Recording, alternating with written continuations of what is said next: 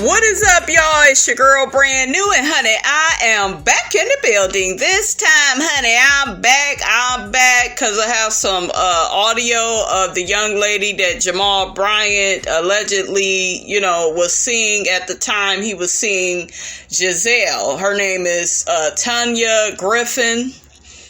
So this is the lady, I believe that Monique had the text messages on, he was caught up in the bed with and all this, that, and the third. She did an interview with a YouTuber. The interview is right here on YouTube. I'm going to play some of the audio from that interview that she did with the lady. So let's get off into that. And she basically starts out talking about, how she first met Jamal and, the context of their relationship. So let's get off into that, guys. And following Jamal at that time on Twitter. But some way, I guess with the hashtag, now that I know, with the hashtag, he was able to track, where his name was and what the book was. And so he slid into my DMs. And so he asked, at that time I was doing a magazine, I was writing a magazine. And he said, you should put me on the cover of your magazine. And so from there, 8 years later, that's how I met him. He slid into my DM. All right, so you first met him 8 years ago. In what city? In Rochester, New York. New York City? No, well, actually, we are 6 hours away from New York City. Okay. All right. So this is your first introduction to him. There was no conversation at that time about meeting up or doing anything like that on a romantic level. This is just, hey, he's here, he's got doing a book signing, I'm gonna get a book, and that pretty much was what it was. Yeah, so what it was, once he slid into my DM, asked to be on the cover of the magazine, I conducted a research like I normally do to find out really who he was, because as I said, I didn't know much about Jamal. I came up from the era when, T.D. Jakes was on the scene. I came on the era when there was Joyce Myers. And so, he wasn't one of the names that were, around in the circle the circle of people I was around that we talked about. So I didn't know him. And right. And so when he asked to be on the magazine, he put me in touch with his PR person at the time that was in Baltimore. She did not connect back with me expeditiously. And so I reached back out to him and said, well, your PR person did not return the call or respond to the email. And so he said, okay, so we can do it. And I said, okay, great. Well, let's get it done. So he was shortly thereafter, we never got around to getting the interview completed, but shortly thereafter, he was preaching in Syracuse. And so he asked, how far are you from Syracuse, New York? And I said, well, actually, it's a couple of hours. It's not far at all. And so he said, well, won't you come up to see me preach? And so I said, absolutely. And so, now, this is interesting because in his live, he says that he never wanted her to come really see him preach in Atlanta. I don't know if, anywhere else, but, and also he mentioned that she had a magazine that he didn't really want no parts of. So do you see what I'm saying? We're hearing one thing from him. We're hearing another thing from her. That's interesting. So I went. Okay. Now, so your initial, after meeting him, the after connection you had with him was putting him in your magazine. Actually, no. I never got to write the story. No, I'm not saying you finished it. I'm just saying that after the initial meeting, the follow-up conversations was about you doing your research to put him in the magazine. I know it didn't happen, but that was the purpose of continuing the conversation with him. You got it. Correct. All right. Now, how long after meeting him did this go from what we would consider a business relationship to a personal relationship? Oh, wow. It was right after the first meetup in Syracuse. I think we stayed up pretty much all night talking. And so, yeah, so it happened rather quickly, just after that night, and we continued from there. Do you remember what year that was? That was in 2011. Okay. All right. Okay. And just so we have a understanding of time, we can say that a personal relationship, and I don't mean sexual, I just mean, hey, let's talk about being more than just having a business relationship, happened in 2011. Correct. You got it. Yep. Okay. When did the relationship end? What year? Yeah, so the relationship itself really didn't end. Jamal just recently contacted me. The last one was in July this year. So the relationship ended in a way where I stopped contacting Jamal. Right, but what year was that? That was this year. That was this year. 2020, okay. July this year. So didn't he say he dealt with her a year ago, which would have been 2019? Something ain't clean, honey, in the buttermilk, honey, but you ain't heard it from me. So we have a relationship that starts in 2011 and it doesn't end until this year, July of 2020. Correct. Okay. Correct. All right. Just so we know what kind of time we're dealing with, because when we initially spoke and you shared with me about the length of time you were in a relationship with Jamal, one of my questions to you was, how? Because during that time period, Jamal was in a very open, very visible relationship with me. Y'all remember the singer Tweet? Jamal Bryant was in a relationship with her, and I remember that. I definitely remember him being with Tweet. It's very weird looking at this Tanya Griffin lady, you guys. I'm going to post a picture of her to the community tab. She looks a lot like Jamal's daughter, Grace. If you look at this lady, she look like she could be Grace's mother more than Gizelle. It's just very weird. Yes, so I mean that was the butter in his scotch. Wow, wonderful. So the butter in his scotch. So interesting enough, by happenstance, Tweet and I are from the same city. I don't know her; she does not know me. Okay. And so how I found out about Miss Tweet was there was an unsung. I was watching with my family, and so my mother knew I was seeing Jamal, and so she saw Jamal picture, and she said, "Hey, let's stop. Let's watch and see what Jamal is talking about." Now, let me preface this. My mother is from the old school. So all of that sneaking, tipping, dipping, my mother don't go for that. So anyway, so we're watching Unsung, and Tweet said that Jamal and her were together. And I heard what I did hear, that they were together. And so they had him come on for just a few seconds or whatever, and he said, yes, they were together. And so I left out of the living room. I went upstairs and I called Jamal. And I said, Jamal, are you dating Tweet? And he said, where you get that from? And I said, I just saw Unsung. And he says, and she said that you two are together. He tried to tell me I didn't see or hear what I saw and heard. See, now that's the... the whole Jedi mind trick, honey. The gaslighting, honey. That is the JR move. That's what I call that, the JR move. There was an old soap opera that used to come on, and what's it called? Dallas.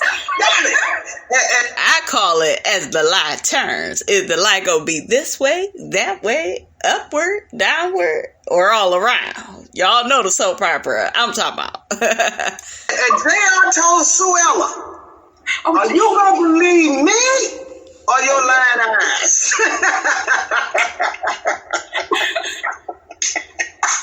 Oh my goodness. What year was that? That was probably around about, if I remember, that was like 2018, 2000. Yeah, so that was pretty recent. 20. Yeah, I would have to look up that date. So around maybe 2017, 2018. 18. Okay. All right. So let me ask you this. Y'all things start getting together in 2011. When you moved towards 2017, I'm assuming that somewhere in between these years, the relationship went from having nice conversation, getting to know each other, to something more physical. Are you asking me that question? I'm asking that question. Yes. Did it? Yes, absolutely. Yes. Okay. Yes. All right. No judgment. This is no judgment. Oh, here we're just asking for getting the facts out. Now let me tell y'all something while we are here. I have not had a conversation with Jamal, so I have no idea what his position is about any of this stuff. I have talked with this young lady a couple of times now. Everything she's told me, she continues to say the same thing over and over again. She's never said something one time we've had a conversation and then the facts have been totally something else. However, out of abundance of caution, guys, and making sure that I'm doing everything that I'm supposed to do right, all of this is allegedly. Right. Okay, all of this is allegedly. I am simply giving Miss Tanya an opportunity to be heard because number one, I said I would when we initially talked, and number two, I think that guy name was John. Was it John Henry? No, so I'm going to say his name is On, as he did mine. He said my name was Anya. Yeah. But yeah. Yeah, so... well, this guy break you over the coals, and as I said earlier, the person he said you were to him, you weren't to me. And since I was calling you to let's do something anyway, I definitely want to give you an opportunity to address some of those things, and I will, okay? I promise you we're going to get there, and we're going to speed things here along. So I just want to put that out there and make sure everybody knows this is alleged. Don't y'all come here calling talking about was you in the bed with him? And all this kind of crazy stuff. No, I wasn't in the bed with him, but doggone it, if she said she was in the bed, she was in the bed. Y'all know how we do that. We're going to have some fun. We're going to talk about serious stuff, but we're going to have... You see, it's the legend. Would y'all give us the damn tea? Hurry up, honey. Miss Robinson got places to go and people to see. Okay, damn. And you were not trying to... When I asked you if I could use the information you gave me, you said yes. I asked if you wanted to come on the show, you said no. I asked you if I could use your name, you said I prefer not. And your response to me for these responses was, I'm not trying to hurt Jamal. I'm not trying to put him in no bad situation. I just want to have the conversation.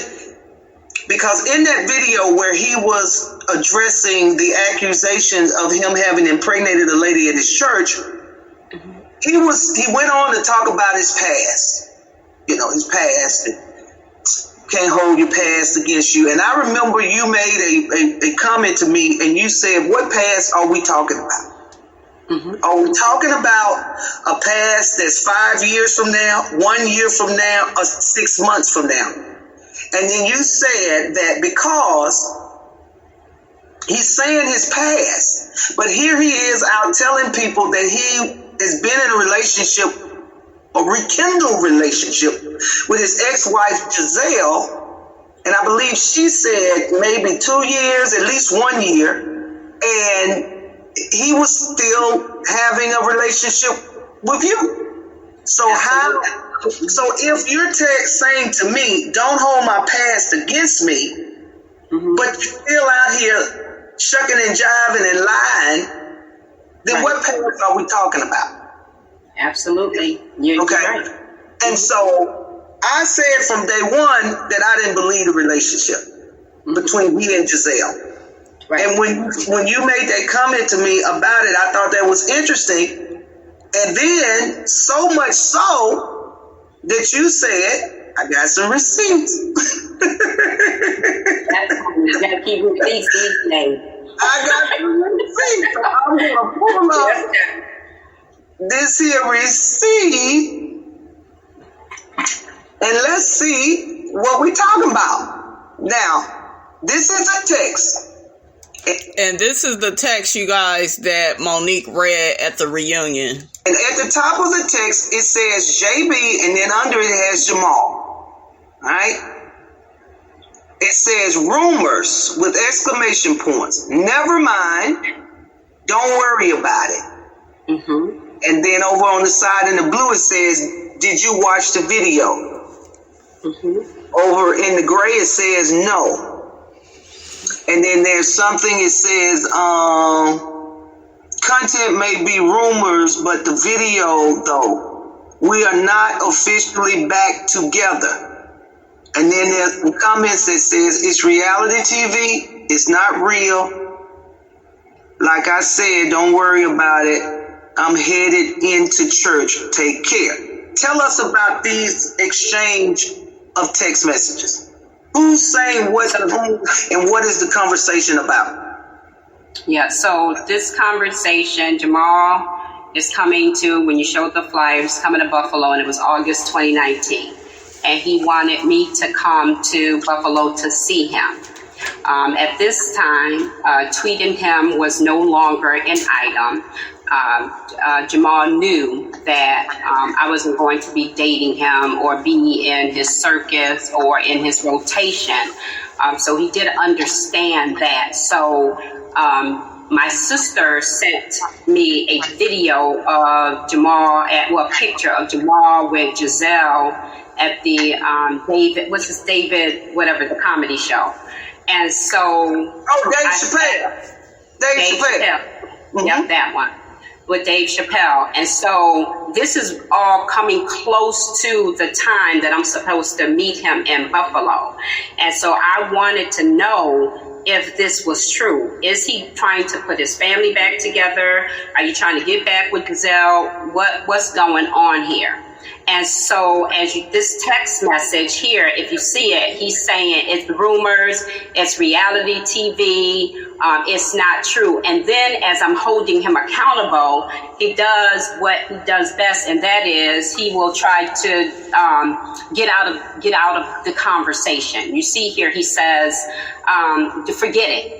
Because he doesn't want me to continue to push and hold him accountable, because he knew that the only way I would come to see him in Buffalo if this was not true about him and Gizelle, to which this receipt right here is proof that August 2019, that Jamal and Gizelle, this is just a storyline.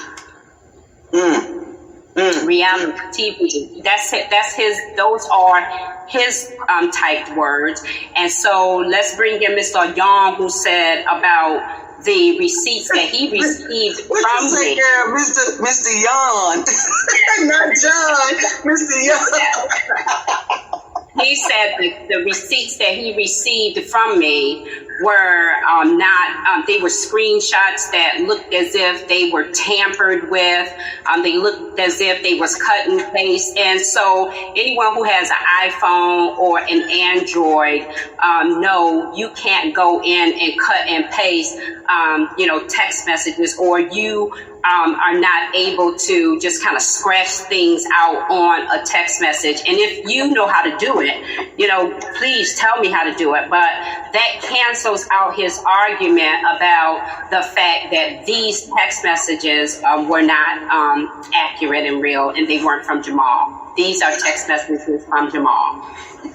Well, I shared with you that after watching the Larry Live show, the young man, when he was talking about you, in my opinion, that's just my opinion. I don't have no problem. Y'all go over to Larry. Y'all know. Y'all go over there and watch him anyway. Go over there and watch it so you see what I'm talking about. And if you hadn't seen the videos that I did on Jamal Bryant, by all means, please go and watch those so you can get caught up and kind of fill in any blanks that there may be. But I shared with you, Tanya, that he came off like he was angry about it, angry with you, you know. And really quickly, guys, do you believe that Jamal and Gizelle's storyline is fake on Real Housewives of Potomac? A lot of people say that they don't see a lot of chemistry between Gizelle and Jamal. They didn't really hug and kiss all like that, you know, the way a couple would. They just look like two, you know, exes that are basically co-parenting their children. So y'all weigh in the comments below and let me know, you know, do you believe this young lady about, you know, what she's saying about Jamal, honey? Because she's saying it's a fake storyline. Okay, and it definitely does, you know, look fake, and it's weird that, you know, Jamal is saying he's never going to be on Potomac again, and see, Gizelle is going to stay in everybody's relationships, you know, so she may have to get into a new relationship and stay out of everybody's business, honey, because it's just not looking too good for her. I'm just saying. The issue was, it said that he had watched a blogger, which I think he's talking about me. That was saying that the relationship between Jamal and Gizelle wasn't real, right? And I believe that. I still believe that, and I can tell you why. Well, number one, Gizelle lives in Baltimore, Maryland, right? DC area. She ain't finna relocate to Atlanta. She just bought a $900,000 house, rehabbed it, and that's her forever home. So she not finna go to Atlanta. And he sure not fixing to leave Atlanta and go back to where he just left. Okay? So I think it is an agreed upon relationship that is going to bring financial goodness to them both. And then when I spoke with you and you said that I know that it's not real because he told me. My issue is not to expose him because of whatever relationship he's having with whatever woman. As far as I am concerned, these people are single, and I am not here to judge anybody. Everybody does the best with what they have. Everybody making the best decisions they can with what they have. But my thing is this: I don't like nobody, nor will I ever support anybody for playing games with God's people. That's my whole thing. Boom, that part. That's my whole thing. This is not about exposing Jamal as to what his personal life is and who he may or may not be sleeping with. But you, at some point now, when we're in these positions, standing up over God's people, telling them how to live their lives, to some extent, our lives need to some kind of way be in order, a little bit.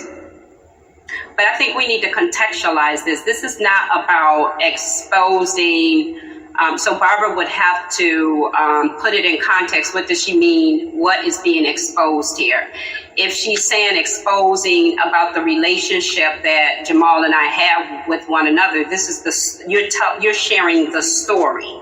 It is not a story of exposing because it wasn't hidden. What we need to get our arms wrapped around is the reason why we are here is what was on the table was the question that was asked about, is Jamal and Gizelle really back together.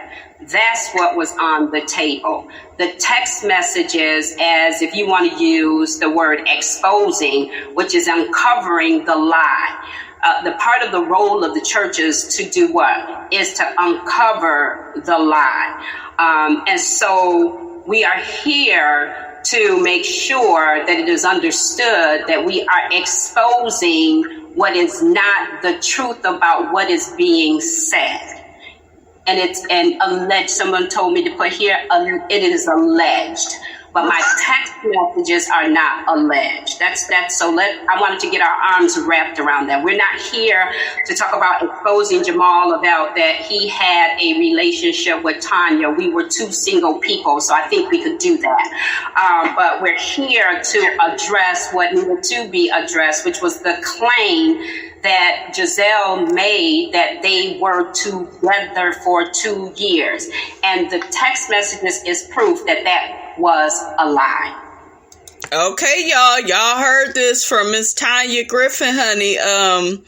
The video is by a YouTuber by the name of Alicia L. Thomas. I will post it to the community tab. You could check out the interview she did with her in full. That is all, you guys, I have to say on that. Y'all get down in the comments. Let me know, how y'all feel about this here story, honey. Something ain't clean, honey, in the buttermilk, honey. Somebody been fooling around. Okay, so I think we all kind of, we don't really believe that Gizelle and Jamal are like really together. It looked like it's for a storyline. Jamal talking about now he ain't gonna be on the show because, Monique didn't expose him, so I don't know how that's gonna work out for Miss Gizelle, honey, because all the girls got a man on the show, so she may have to find her a new man, honey, like I said before. But y'all get down in the comments, let me know how y'all feel about it. Don't forget, you guys, to like, comment, and subscribe. I am your girl, brand new, and I will check you guys out later in the next video.